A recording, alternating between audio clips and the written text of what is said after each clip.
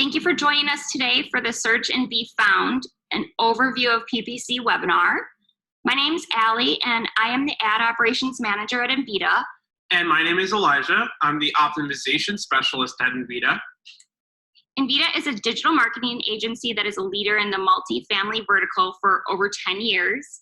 And for those of you who joined us just a few weeks back for the Ads That Make You Click webinar, we received your feedback, and we're happy to share with you our breakdown of PPC ads and how we leverage them at Envita. What you'll learn today is the difference between social ads and PPC ads. We'll also go over the different formats of PPC ads, specifically the networks offered on the Google Ads platform, which are search, display, and YouTube. We'll also go over a few of our favorite audience targeting features, and then we'll close out with the ways we ensure our PPC ads are getting you valuable customers and turning your leads into leases. Social ads are technically PPC, or pay per click, because they are a form of paid digital advertising, but solely for the placement on social platforms. As you can see an example of two different social ads on the left-hand side of the page. These ads feature images that are targeted to users based on their behaviors and interests expressed through their movements on the social platform. Typically, these ads will appear in a user's feed or timeline within the platform, generally speaking, Facebook or Instagram. On the bottom right-hand side of the screen, you'll get a look at PPC ads on the Google platform. Here we have an example of a search query on Google and the search results that came up. A company's advertisement and search results will generate traffic back to the user's website.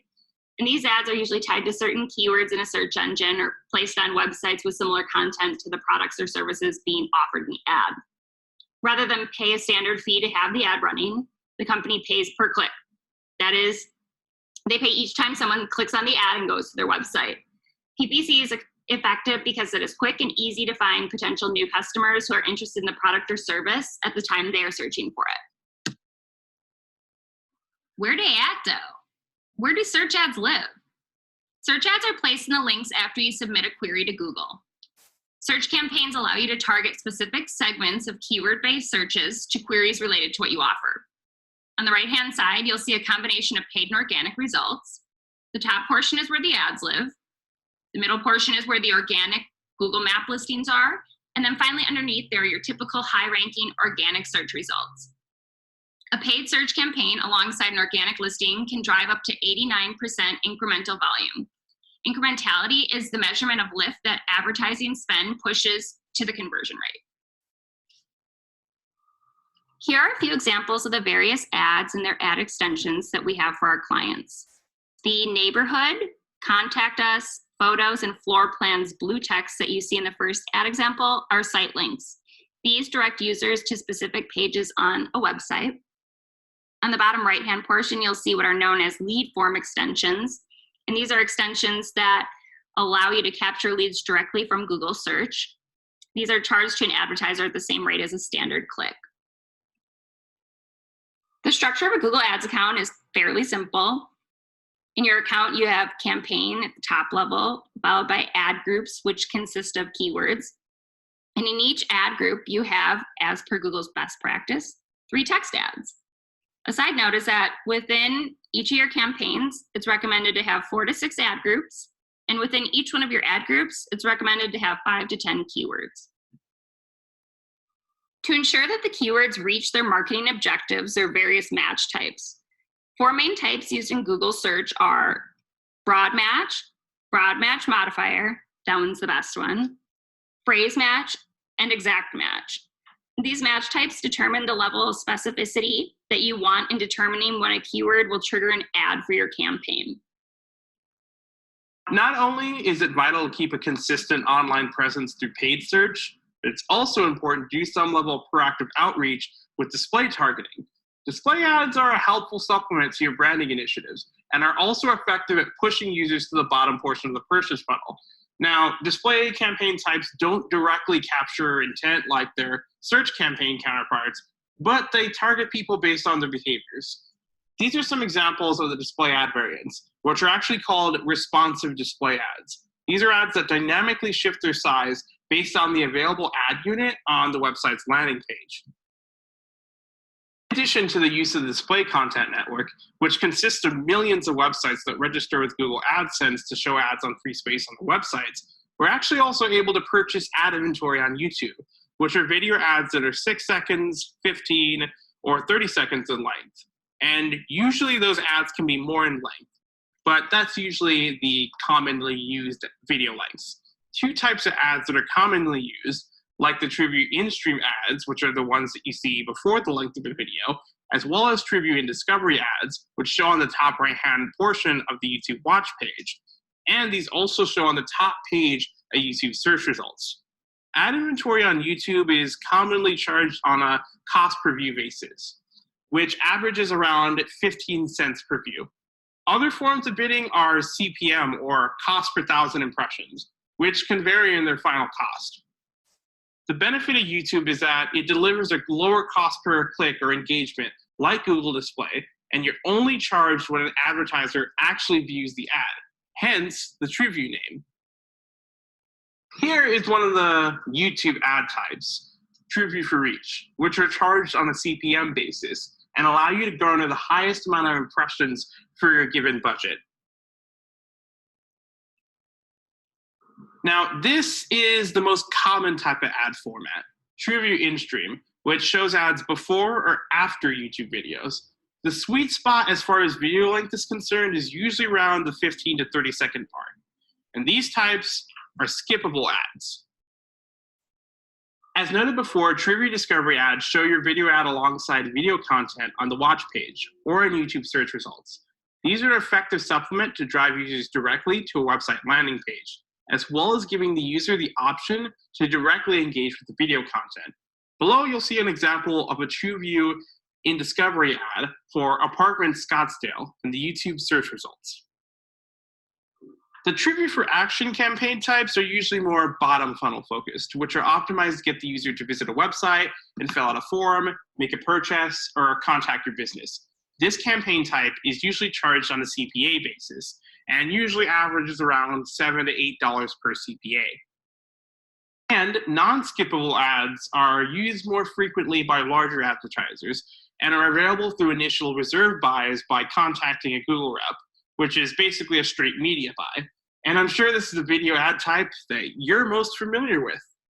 However, bumper ads, which are pre-roll and are charged on a CPM basis, are a more cost-effective branding tool, as they are 6 seconds in length and non-skippable. This media can be purchased directly in the Google Ads interface and typically have a CPM that is half of their other non-skippable counterparts, typically around $5 to $7. Similarly to social ads, display ads are targeted based off of the user's behavior through the audience segments below. Through remarketing or retargeting, this shows users display ads after they visited your website, as the unique cookies installed on that user, and it follows them around as they go around the Google Display Network. This is effective at driving purchase decisions, as this has the highest conversion rate across all of the Google advertising products. Next, in-market segments are usually defined by the most recent searches, what they are in the market for, hence in-market audiences. Now, these tend to be more product-focused.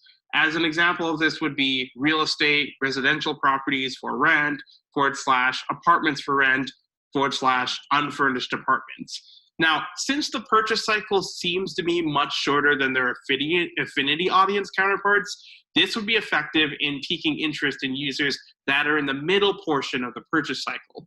Next, we have custom intent. This audience segment is usually user-defined, meaning that you can take a list around 50 keywords and/or websites to target users based off of the content of websites they visit or any of their specific behaviors.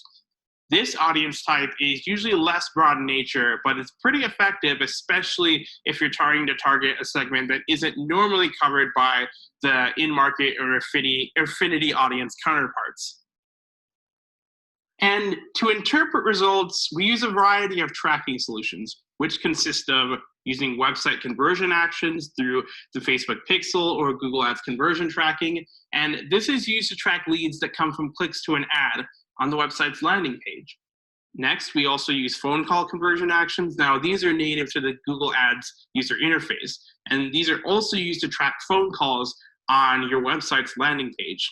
Next, within Google Analytics, this is used to track user behavior on the website and for creating more specific conversion goals, such as time on website or scroll depth. And then finally, Google Tag Manager, which is a solution that allows us to manage and install pixels with one tag, as well as track conversion events that aren't natively tracked in the Google Analytics user interface. Whichever ad type you implement, they're all essential components in a synchronized marketing strategy, and leveraging PPC ads in harmony with social can help you push users down the purchase funnel pictured on the right and turn your leads into leases. But wait, there's more. In conjunction with having a strong paid search presence, organic presence, you're also able to implement product listings through Google My Business, which in this case allow you to list current apartments available for rent and also allow you to temporarily remove the word vacancy from your vocabulary. Thanks for tuning in to us today. Sign up with us today and get a free PPC audit. Don't miss next week's episode in Vita's action-packed webinar saga, Social Media Design How-Tos. Woo! Thank you for joining us today. If you have any questions, feel free to submit them in the Q&A section right now, or you can also use the chat feature. And if you have any questions that come up later on in the day, you can always email us or check us out online.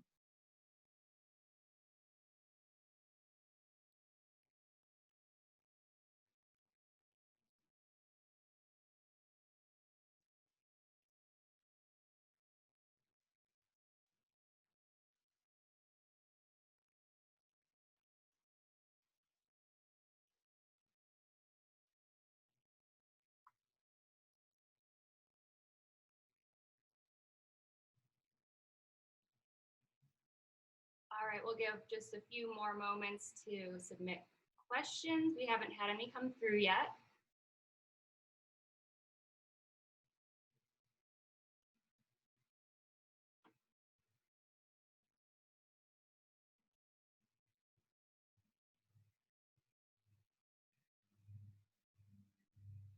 Okay, here's a question. It says, what type of PPC campaign is your favorite? Elijah, what's your favorite? I usually like running YouTube in-stream ads because they offer a pretty low cost per view, and they're like the excellent branding initiative in conjunction with proactive search campaigns or any sort of retargeting efforts that you do, because what they do is they influence brand entrance. That is, if a customer has never heard of you before and you proactively serve a YouTube in-stream ads, and if they actually are engaged with their content, let's say they watch your video all the way through when you serve them a video ad, they're most likely about 80% of the time going to go straight to Google search for your brand, and then that's where they're going to get pushed down the purchase funnel. Thank you for that, Elijah. All right, our next question says, when is the best time to do PPC? When a property is in lease up or stabilization? You know, that's kind of a tricky question. There are many different formats that you can use on Google Ads, and there's different ways that you can approach branding initiatives. There's also lower funnel activities, and you can approach those through search. So, I mean, across the board, you can use Google Ads at pretty much any time. Let's look at the next question here. It says, if we're in a popular metro area, should we start off with a larger budget? Yes, initially starting off with a larger budget and casting a wider net to determine what's going to be the most effective at driving purchase decisions is usually the best and most judicious decision to make whenever you're launching a campaign. Because even if you've ran particular campaigns in a specific vertical before, or you've had experience with the purchase cycle from users, if you're in a different metro area, and even if you have already ran campaigns in that same metro area, sort of getting a barometer for what's performing the best in that segment at that particular point in time when you first launch a campaign, just so you can get valuable data that you can then tailor to what's working versus what's not. And also, since it's a newer campaign, it's going to perform pretty well off the bat for you and sort of get you some early wins. So a larger budget in favor of a more mid-sized budget from the get-go is usually more favorable, just because it takes less time for you to determine, okay, what's working versus what's not. Well said, Elijah. I like that. All right, well, I hope you all have a wonderful day, and thanks again for joining us. And be sure to check us out next week for the social media design how-tos.